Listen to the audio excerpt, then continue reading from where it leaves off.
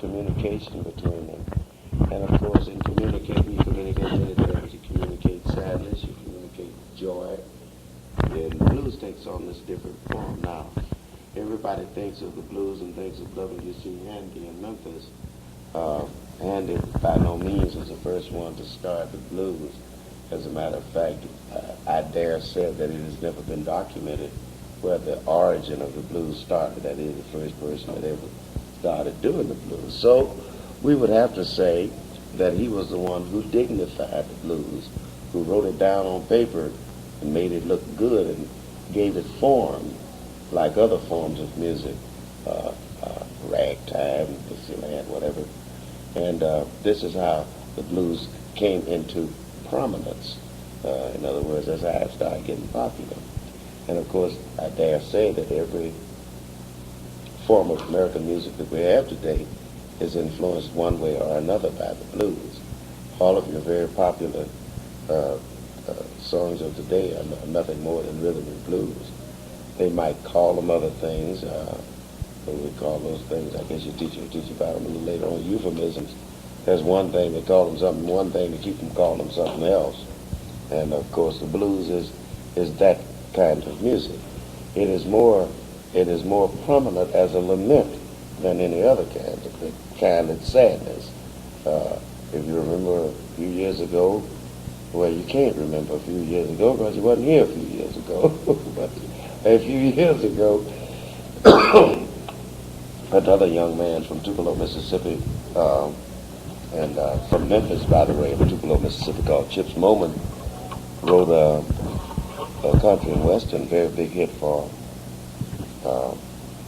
one of the country and western stars, Somebody Done Somebody Wrong song. And that's the kind of songs that the blues exemplify to a great degree. Lament. Somebody did somebody wrong. Hey, pretty mama, where'd you stay last night?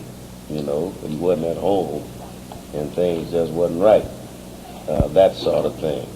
And sometimes they say it gets to be a little heavy for youngsters, but actually it's just a lament. It could be about anything. We had a little kid that years ago called Sugar Child Robinson, who did a school blues, and we've had blues about school, those who missed something at school, those who didn't want to go to school, and stuff like this. So it takes on many shapes and many forms, and but the most prevalent form is the form of the lament, somebody crying over something. Things like somebody done changed the lock on my door, 'cause the key I got don't fit this lock no more, you see. And we had even a country and western type blues. Has anybody seen my milk cow? And we've had all kinds, so it would be well worth doing a little study on as you get a little older. You'll be wanting to go to the library and doing some research on these. And one of the best places to go to find a little research on Memphis and the blues, and as it relates to Beale Street, where Mr. Ford and I came from, would be the Center for Southern Folklore. Get your parents, maybe one of your big brothers or big sisters or somebody to take you over one day to the Center for Southern Folklore. They've got lots of pictures over there, and they've got lots of people who play the blues, people who come out of the Mississippi Delta, where we might say it began as a prominent farm. The Mississippi Delta, the fields in Alabama, over in the Arkansas rice fields, and even Tennessee, up in the rural areas of Tennessee. We had people to come out of Tennessee like Sleepy John Estes, and had people to come out of Mississippi like Sonny Boy Williamson, and these are just the names of the people that not even. This is even before you get to Memphis and Beale Street in the blues. Pardon me. Now, if you notice, I'm not talking very forcefully this morning because I had a bug, and I also been limping. If you see me limping, because I'm wearing a back brace. I got back pain too.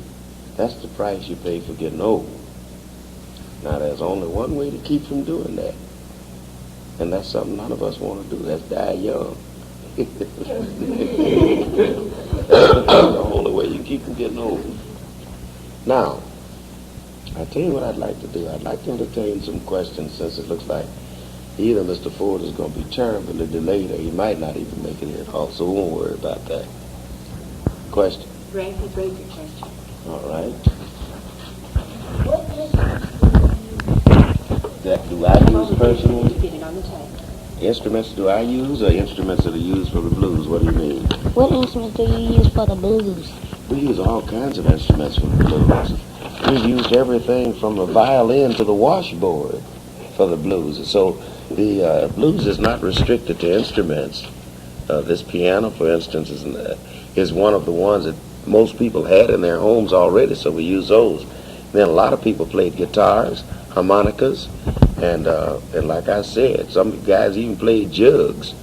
And we had a whole thing where they used to hook up a broom or mop handle and a rope, a piece of rope, over a wash tub and tie it in a hole down in the bottom of the wash tub and make it sound like a bass violin. It's called a gut bucket. So that the instruments, it's not restricted to instruments. You can use any instrument for it. Okay? And I have a question. If you could kind of repeat their question that they asked you, because they're taping so that they can remember. Okay. And their voices don't carry as well as yours. Okay. The question was,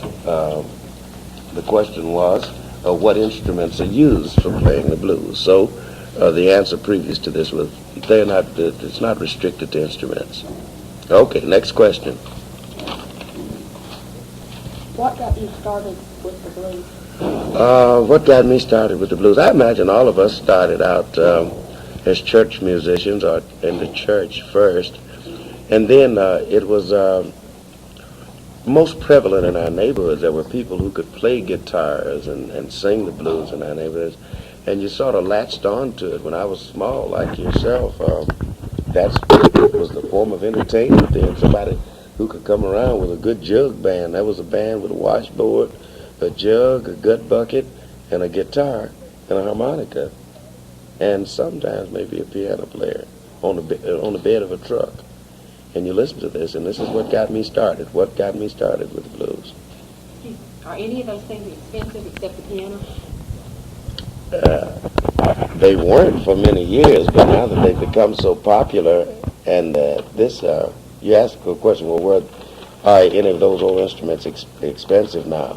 You might take even a washboard, for instance. If a person wants to play the washboard, he's going to have quite a bit of trouble because it's so very hard to find a real authentic brass washboard anymore. But when you started, when I was started out, available. They were available. I could buy a harmonica that I used to play for 79 cents. And it was among the best harmonicas, a Horner. And but no instrument nowadays, no really good instrument nowadays is inexpensive. All instruments are expensive. Come over here, darling. Come on and ask me. Come over here, because they want to put me on a tape, and I want this question to get on the tape. Do you have any instruments that you had back then now? No, I don't have any that I had back then now, but I have a few friends that do have instruments that they have. And for instance, Mr. Ford, if he ever makes it here, has a saxophone that's older than us. He has a saxophone that's older than we are that he plays, but I don't have any instruments in. But if you've seen one guitar, you've seen guitar was there then, harmonicas were there then. You know, the only thing that people don't use much of anymore is probably the washboard and the gut bucket, you know. And the washboard was played by taking thimbles and putting them on your fingers to protect them from the board itself. And they had little gadgets that they used to attach to them, like very, very little bitty cymbals, finger cymbals, and things like this. But all of those instruments are around now. There really isn't anything old or new so far as the instruments are concerned. Next question. Do you know Memphis blues or St. Louis blues? Do I know Memphis blues or St. Louis blues? Let me see.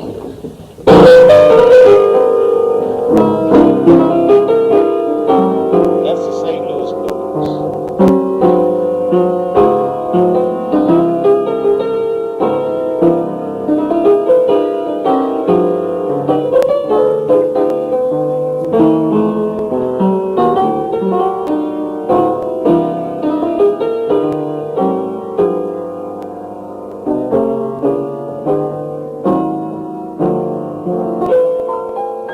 I know the Memphis blues too, but I can't think of it right now. It escapes me.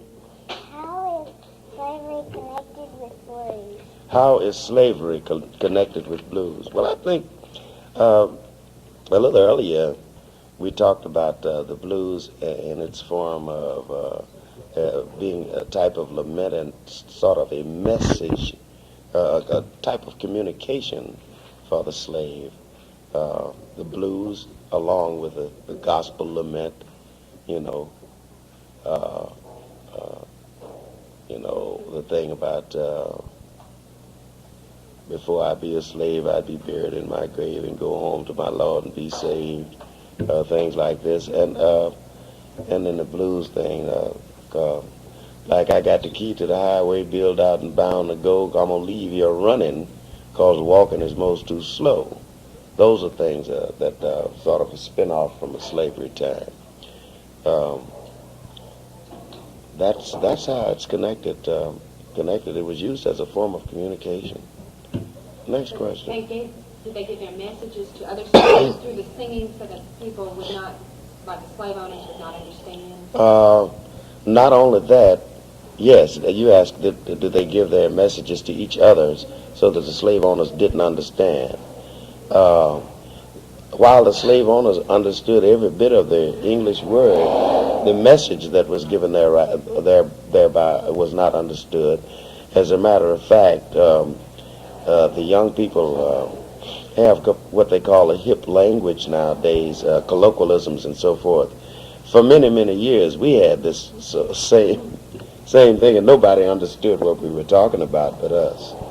And we had to have things like this in order to speak up or protest against anything, because to do it openly would have been detrimental to us, not only to us personally, but to anybody whom we were associated. Anybody who we were associated with would have been in trouble had we done this openly. So yes, it was a definite thing that they had about the way they said it, you know, and sometimes they knew who was going to run off tonight, or who was going to run, what time he was going to run off, and all the assistance he could get from those others by singing that song in the fields that day. He'd sing that song, and that would let him know. And it was a long time, of course, and by the time that the owners got a hold of that and deciphered what was going on there, they had changed to something else, to a new song. Sort of like a code. Right, it was definitely like a code. Next question. Do you know W.C. Handy? I never did meet Mr. Handy personally, but did I know W.C. Handy? I forgot you want me to repeat this. I never did meet Mr. Handy personally. I look like I see Mr. Ford out there trying to feel his way through. I never did know him personally, but I did get a chance to see him and have him lecture to us like we're over here talking to you now. When you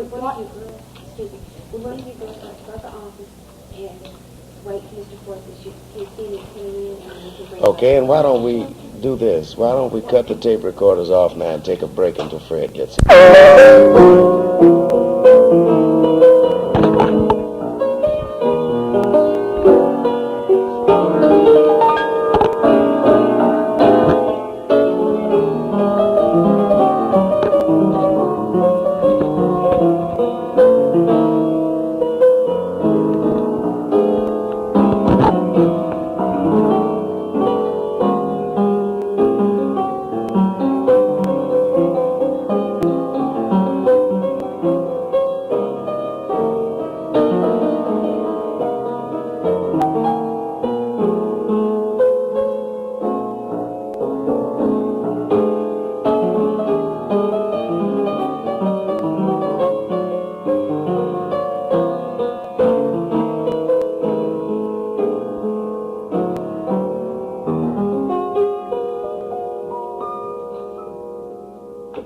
That was written before you were born, too. Question, next question. Is your machine on, dear? Okay, and this is your microphone. Yeah, I want to make sure everybody's machine is on. What makes blues music different from other music? What makes blues music different from other music? The form that it takes, for one thing, makes it different from other music because it's a sort of a repetitive type thing. If you do it in what we call natural form, 12-bar form, you're going to do that over and over again.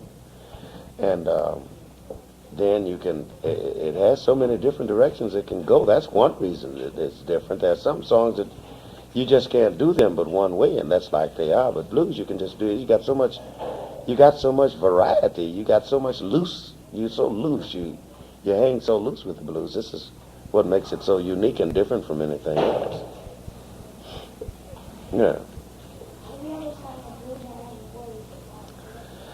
I have never sang at Blues Alley. Yeah, the question is, have I ever sang at Blues Alley? I've been down there at Blues Alley, and I've worked upstairs over Blues Alley at a place called the Classing Room. It used to be Old Cotton Classing Room, so they kept the name Classing Room and built another club. Of course, it's owned by the same people, so you might say that I have been in that organization at one time or other. Now, what was your other question?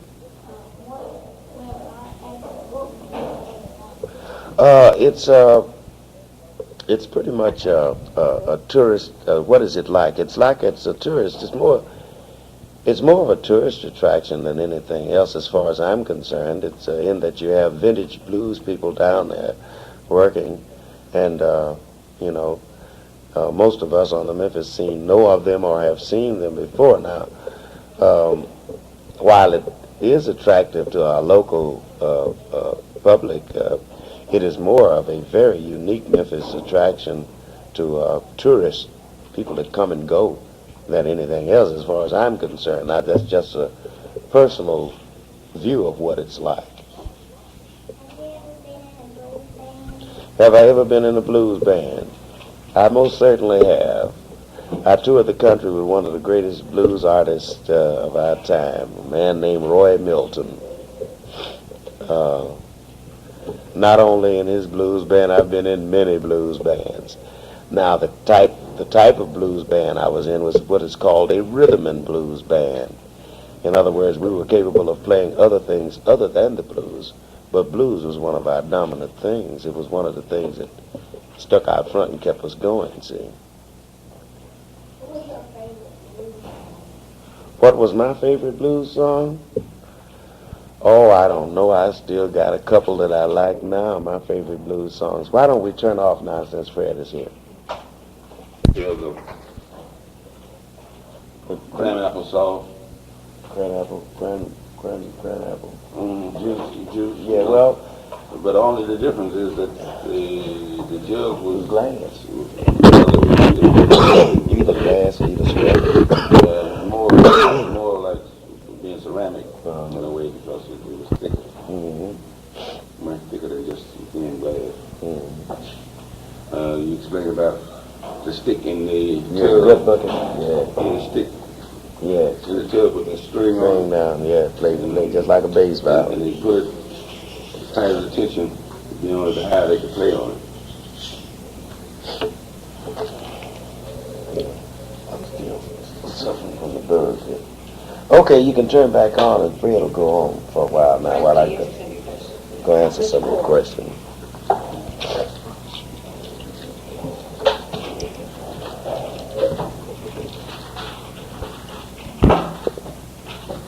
And I asked him, and he would repeat their question.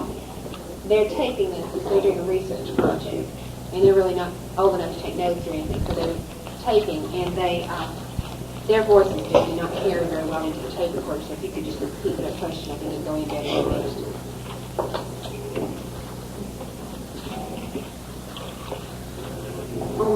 Did you know W.C. Henderson? Yes, I was fortunate. Yes. Did I know W.C. Henderson? Yes, I was fortunate enough to have a chance to observe him perform and have a chance to this country. I was a little kid. I imagine about when he passed moving around 58. Yeah, about 58. I saw it in 1940 something. I left Texas, Lord. Yeah, we saw him in the 40. he still came around in the 50s. Yes, I had a chance to meet him. I didn't really know him personally. I did meet him. He would come to Memphis every year. And to play for this program, they had the Blues Bowl game. Every year we did Booker Washington Stadium, Booker T. Washington High School. There would be a football game between Booker T. Washington and Manassas. And he would appear every year doing the Blues Bowl and play. And proceeds were donated to some sort of charity. Next. What got me started? My mother, for one. She didn't take me by the hand and say, son, I want you to play music. I want you to sing. What happened? My mother, she was a singer. She could sing and she played piano. And it was always a lot of records in the house. And you hear radio, you hear all the music on the radio. And from one thing to another, and it led me into that. But going to grade school, I did more singing than I did playing. And entertained the idea of playing music when I was, how old are you? Yeah, my mind was on it then because I had been playing a little trumpet or something. But I did singing because I was, what's that word, honeymoon mimic? Yeah. In the 4th and 5th grade, especially in the 5th grade, I was able to mimic Bing Crosby. And if you would turn your head, you would think I was Bing Crosby. And I could mimic Billy Eckstein.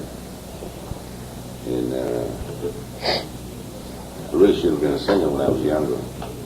And then all of a sudden my voice just completely changed. Do you know Memphis Blues or St. Louis Blues? Do I know Memphis Blues or St. Louis Blues? I sure do. Last time that question cropped up, Fred, I played a chorus of it for him, so I guess what they're trying to do is coerce you into taking the horn out and playing some. Why don't we get to the questions first, get through with the questions, and then we go and we play them one. Right, oh yeah. Did you sing with Handy? Pardon? Did you sing with Handy? Did I sing with Handy? Good Lord. Young man, Mr. Handy is still alive. He'd be about 127 or 28 years old. And I wish I had been able to sing. That would have been something for me to add, wouldn't it? It really would have. Yeah, I was wondering how you were going to deal with that, because most of the about this age look at us and ask us, well, the answer how did they do it in the olden days? Right. And the fact is, we're only a couple of generations apart, and our generation isn't that far from yours. And you'll understand that better as you grow a little older. But our generation is that far, but we're not quite the olden days folks yet. Give us about 20 more years, we will be. What's your favorite blues song? My favorite blues. What's my favorite blues song? That's hard to say. Because what I'd have to say that St. Louis blues would rank at the top with any other blues song that I care about, because it has so many different variations that you could go on. In fact, we may do that this morning. You'll understand what I'm talking about. Okay? St. Louis blues, I should say the St. Louis blues.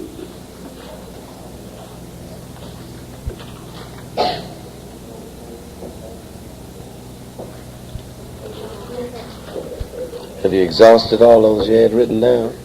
You done? Okay, you can turn that off, but that doesn't mean we have to quit just because you've got that. So we. First thing I learned, and no one taught me. You know, It's really. just, I don't know how your teachers tell you how to pay attention and learn, but what happened is that, can you understand how your friends would talk to you and you hear them talking, but you aren't really paying attention to what they're saying? If they would ask you, what did I say? You couldn't tell them what they said. So the point is that it's very important to really listen, and pay attention to what you hear. And the good things usually stay there. And this is what happened when it came to playing music. I didn't know how many bars the blues had. Some had 8 bars, some had 12, some had 16, And then those that had 16 turned around and had an 8-bar middle bridge to it. So what happened is I really had to pay. I didn't realize then at the time, but I did pay attention. And then the one man in particular that I would hear sing the blues really did make me feel good when I hear him sing the blues. His name was, they called him Dr. Clayton. He was down in Mississippi.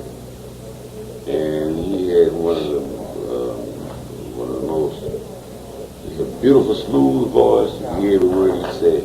And he never did scream or holler. It was just, you felt as though you were living the experiences that he was, singing.